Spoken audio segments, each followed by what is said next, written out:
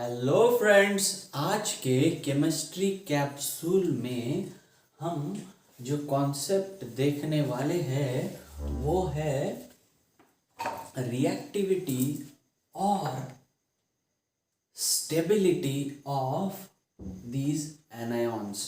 इसी क्वेश्चन को फ्रेंड्स अलग अलग तरीके से पूछा जा सकता है। ये एक उसमें से एक तरीका है, जैसे कि what is the order of acidity of following compounds. तो हम क्या करेंगे, इस कॉन्जुगेट बेस की स्टेबिलिटी देखेंगे। ऐसे भी क्वेश्चन पूछा जा सकता है, what is the stability order of these following compounds.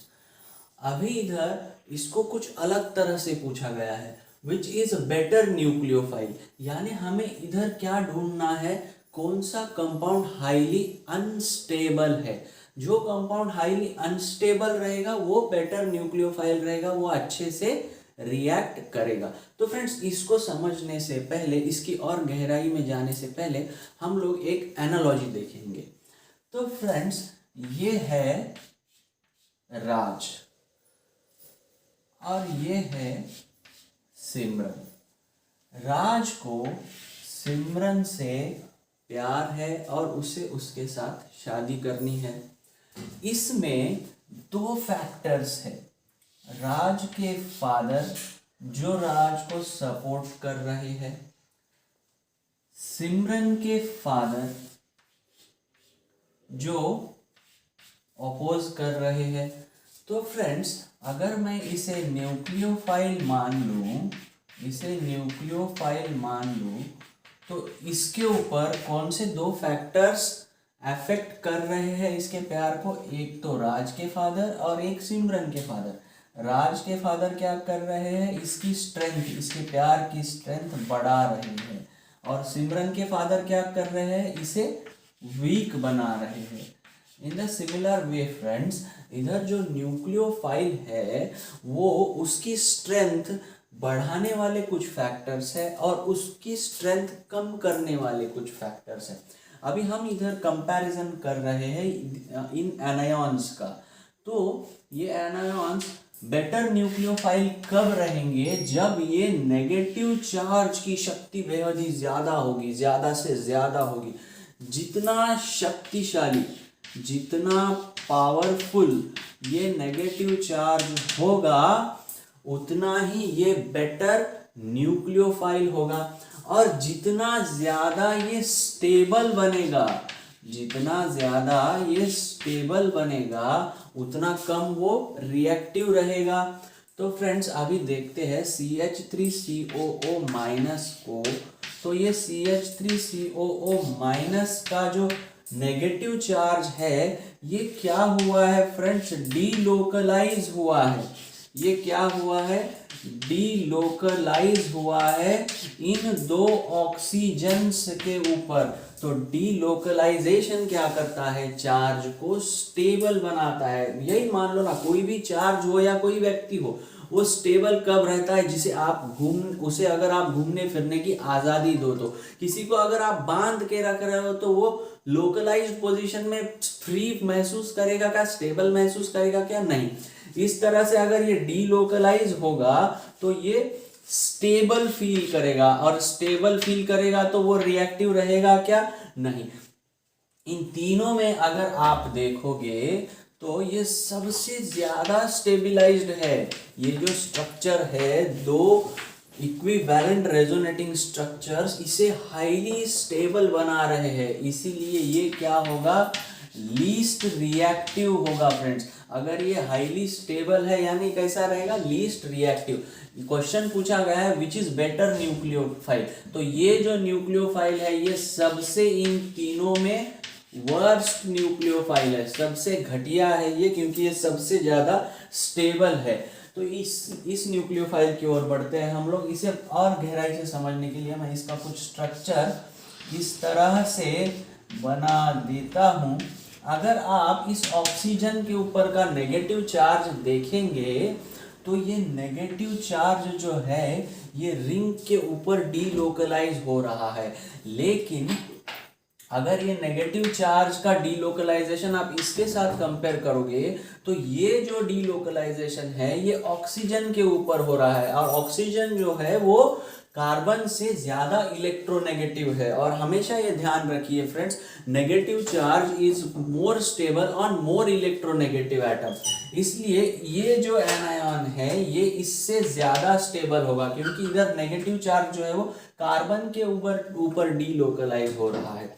तो ये भी कुछ उतना ज्यादा एक्टिव नहीं है, उतना ज्यादा रिएक्टिव नहीं है, because of this stabilising effect. अभी चलते हैं आगे वाले एनायन की तरफ। इधर अगर आप देखोगे CH3CH2O-, ये इंडक्टिव इफेक्ट से ये क्या कर रहा है, इंडक्टिव इफेक्ट से ऑक्सीजन के ऊपर इलेक्ट्रॉन डेंसिटी बढ़ा रहा है, यानी ये चार्ज को क्या कर रहा है, लोकलाइज कर रहा है। चार्ज को अगर वो लोकलाइज कर रहा है तो उसकी स्टेबिलिटी क्या कर रहा है, स्टेबिलिटी कम कर रहा है, और स्टेबिलिटी कम कर रहा है यानी इसकी रिएक्टिविटी को क्या कर रहा है, ये बढ़ा रहा है।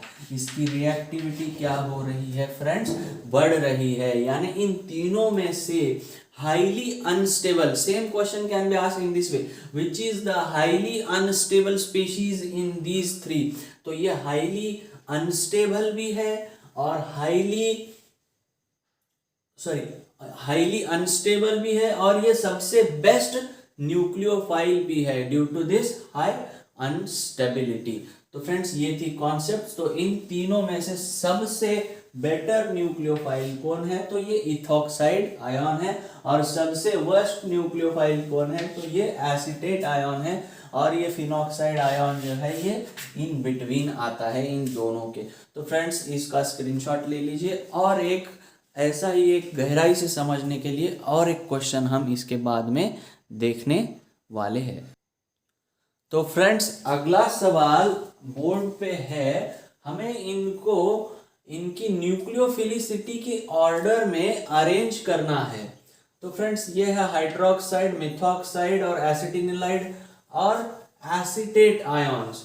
तो फ्रेंड्स इनको अगर आप गहराई से देखोगे, इन सब में ये एक स्पीशीज ऐसी है जिसमें नेगेटिव चार्ज जो है वो कार्बन एटम पे आ रहा है, और negative charge on more electronegative atom is more stable, और ये ऑक्सीजन जो है ये इससे मोर इलेक्ट्रोनेगेटिव है। ये तो ये तीनों जो स्पीशीज है इससे ज्यादा ही स्टेबल रहने वाला है। यानी इन चारों में हाईली अनस्टेबल कौन है, तो ये वाली स्पीशीज है हाईली अनस्टेबल। तो फ्रेंड्स सबसे ज्यादा न्यूक्लियोफिलिसिटी किसकी होगी, तो CH3 triple bond C minus की होगी, CH3 triple bond C minus की होगी। और आगे जाके देखो फ्रेंड्स, इन तीनों में अगर आप देखोगे तो सबसे स्टेबल कौन है, तो एसीटेट आयन है, क्योंकि ये रेजोनेंस स्टेबलाइज्ड है और इक्वली चार्ज जो है वो डीलोकलाइज हुआ है उन दो ऑक्सीजन के ऊपर। That's why CH3 COO minus की जो है न्यूक्लियोफिलिसिटी सबसे कम रहने वाली है, और CH3 C माइनस की न्यूक्लियोफिलिसिटी सबसे ज्यादा रहने वाली है। एसीटेट आयन सबसे कम न्यूक्लियोफिलिक रहेगा और एसिटिनिलाइड आयन सबसे ज्यादा रहेगा। अब कंपेयर करते हैं इन बचे हुए दोनों को। तो फ्रेंड्स अगर हाइड्रोक्साइड और मिथॉक्साइड आयन को देखोगे तो मिथॉक्साइड आयन में जो है इंडक्टिव इफेक्ट की वजह से ये इलेक्ट्रॉन डेंसिटी ऑक्सीजन के ऊपर बढ़ा रहा है, तो ये हाइड्रोक्साइड आयन में ऐसा कोई ग्रुप नहीं है। तो मिथॉक्साइड आयन जो है हाइड्रोक्साइड से ज्यादा न्यूक्लियोफिलिक रहेगा। तो इसके बाद में अगर किसी का नंबर आएगा तो वो होगा CH3O-, और इसके बाद में अगर किसी का नंबर आएगा तो वो होगा OH-, और सबसे कम होगा एसीटेट आयन। तो फ्रेंड्स इसी क्वेश्चन को अलग तरह से भी पूछा जा सकता है। ये सब क्या है, अगर आप गहराई से देखोगे तो ये H2O का कॉन्जुगेट बेस है, ये मीथेनॉल का कॉन्जुगेट बेस है, ये एसिटिलीन का कॉन्जुगेट बेस है। सॉरी ये स्ट्रक्चर गलत हो गया, CH ट्रिपल बॉन्ड C था। ये एसिटिलीन का कॉन्जुगेट बेस है, ये एसिटिक एसिड का कॉन्जुगेट बेस है। तो फ्रेंड्स इनकी एसिडिटी की ऑर्डर भी पूछी जा सकती है। तो एसिडिटी की ऑर्डर क्या रहेगी, इनके रिवर्स रहेगी। सबसे ज्यादा एसिडिक कौन रहेगा फ्रेंड्स, CH3COOH। बस रिवर्स कर दो, वो ऑर्डर होगी उनके रिस्पेक्टिव एसिड के एसिडिक स्ट्रेंथ की। तो फ्रेंड्स इसी सेम कॉन्सेप्ट को अलग अलग तरीके से पूछा जा सकता है। सब में हमें अगर कुछ देखना है तो बस ये देखना है, स्टेबिलिटी ऑफ इंटरमीडिएट्स। हमें क्या देखना है इन सब में, stability of intermediates based on hyperconjugation, resonance and inductive effect. These electron displacement effects will decide the stability of intermediates. I hope you guys have enjoyed this session. Thank you friends.